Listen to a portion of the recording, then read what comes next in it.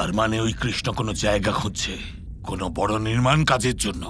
এটাই হলো শ্রেষ্ঠ সময় ওই কৃষ্ণকে শেষ করবার জন্য, বুঝে গেছি। তার মানে সম্রাট,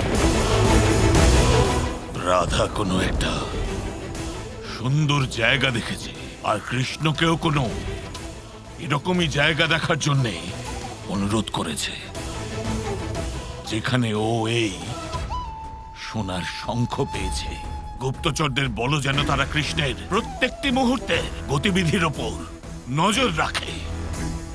যে মুহূর্তে ও আর ওর ভাই বলরাম মথুরা থেকে দূরে নিজেরা সেই জায়গা খোঁজার জন্য বেরোবে, আমরা ওদের তৎক্ষণাৎ ঘিরে ফেলবো আর ওদের ওখানেই শেষ করে দেব।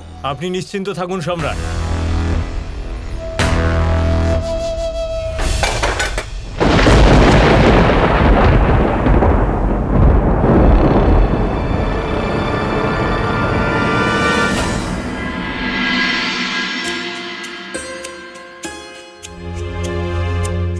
যত্ন নিয়ে রাধা এই শাঁখ আর চিঠি কৃষ্ণের জন্য পাঠিয়েছিল, আর জরাসন্ধ ভেঙে দিল।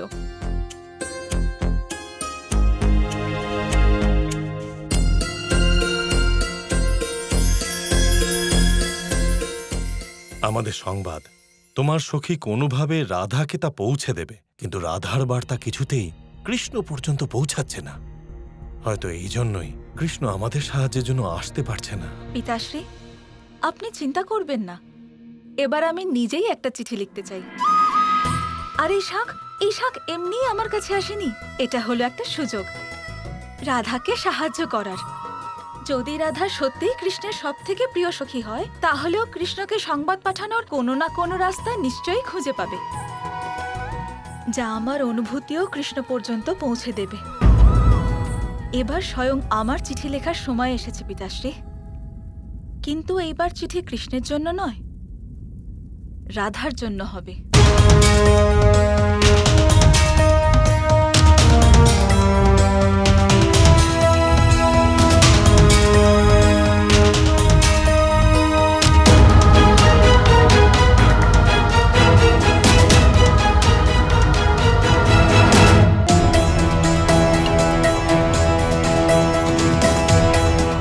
বিদর্ভের রাজকুমারী আপনার জন্য এটা পাঠিয়েছেন।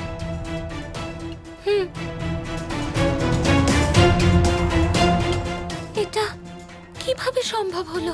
এই সোনার শঙ্খ তো আমি কৃষ্ণকে পাঠিয়েছিলাম, বিদর্ভে কি করে পৌঁছে গেল?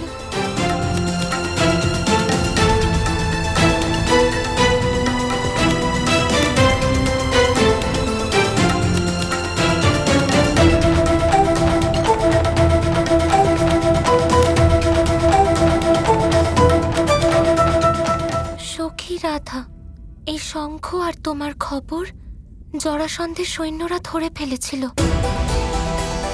যাতে তোমার মাধ্যমে কৃষ্ণের গতিবিধির ওপর নজর রাখতে পারে। তোমাকে পাঠানো আমার কোনো খবর কৃষ্ণ অবধি পৌঁছায়নি। আশা করি তুমি কোনো না কোনো রাস্তা নিশ্চয়ই বের করবে, যাতে আমার আর তোমার সংবাদ কৃষ্ণের কাছে পৌঁছতে পারে, আর ও আমাদের সাহায্যের জন্য আসতে পারে। এনারা তো এখনো বিপদে আছেন এবং কৃষ্ণের আপনজন হন, নয়তো আমায় খবর পাঠাতেন না। আমায় তাড়াতাড়ি কিছু করতে হবে, কিন্তু জরাসন্ধের গুপ্তচরদের লুকিয়ে আমি কিভাবে সংবাদ পাঠাবো? কানাই, কানাই, সূর্যাস্ত হতে চলেছে আর তুমি হাঁটতে চলেছো। আমি ভাবছি যে আমি তোমাকে দিয়ে কি কাজ করাবো। আপনি রাধা কৃষ্ণের বিষয়ে জানেন? আপনাকে বলার দরকার রয়েছে, রাধা কখনো আমাকে হাঁটতেই দেবে না।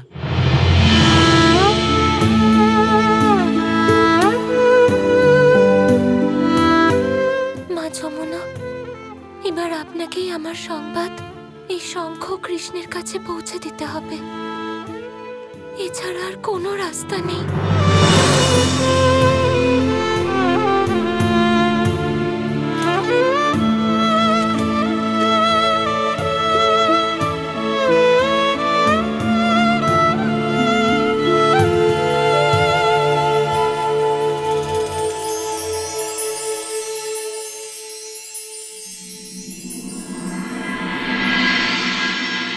আপনি বলেছিলেন যদি রাধা ওই স্থানের প্রতিচ্ছবি দেখে ফেলে তাহলে আমাদের বলে দেবে। হ্যাঁ, যদি রাধা নিজেই বলে তাহলেই আমি মানব। আসুন, রাধার সংবাদ এসেছে।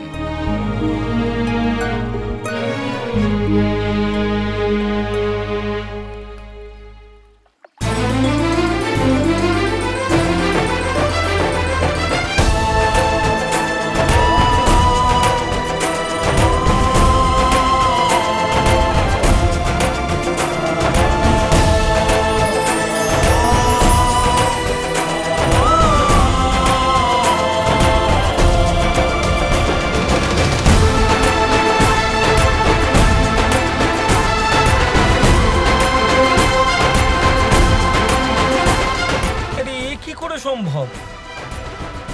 রাধা ওইখানে যমুনাতে শঙ্খের ভিতর চিঠি পাঠালো আর তা সোজা কৃষ্ণর কাছে পৌঁছে গেল।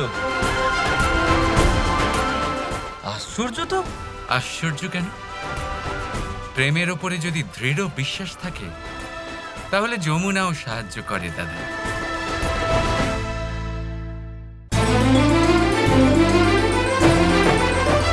প্রিয় কৃষ্ণ, আমি যমুনার তলদেশে একটা খুব সুন্দর জগৎ দেখেছি। আমার মনে হয় তোমারও ওরকম সুন্দর জায়গা খোঁজা উচিত।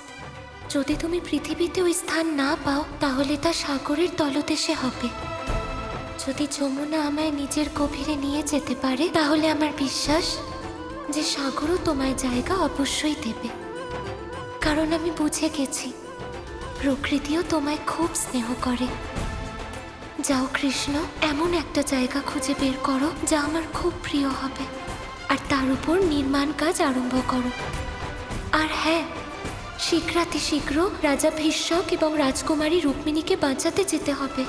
ওনারা ঘোর সংকটে আছেন। এই কাজটা তাড়াতাড়ি করো, কোনো দেরি করো না। তোমার প্রিয় রাধা।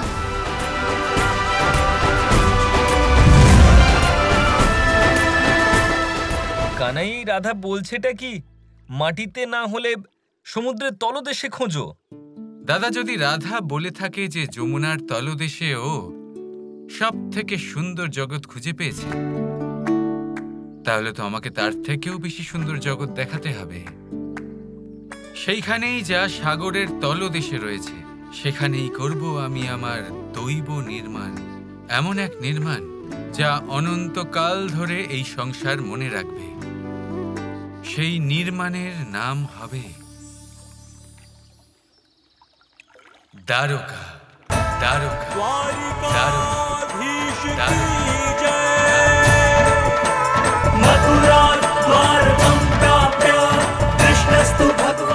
দ্বারকা।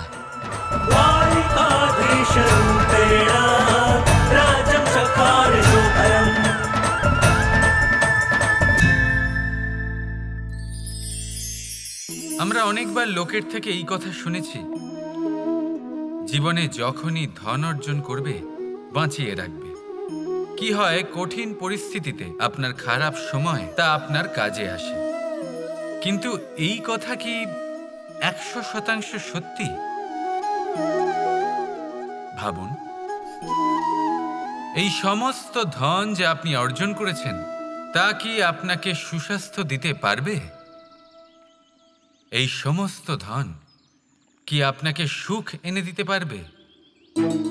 পারবে না, তাই না? চলুন আমি আপনাকে একটা কথা বলি। পরমেশ্বর, ঈশ্বর,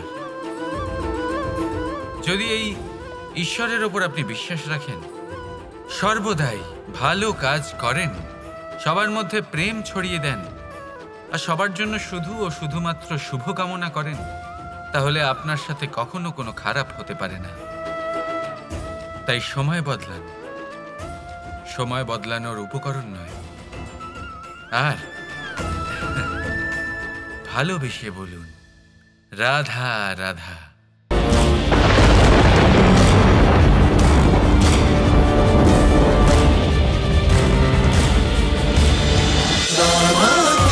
Krishna Krishna Krishna Krishna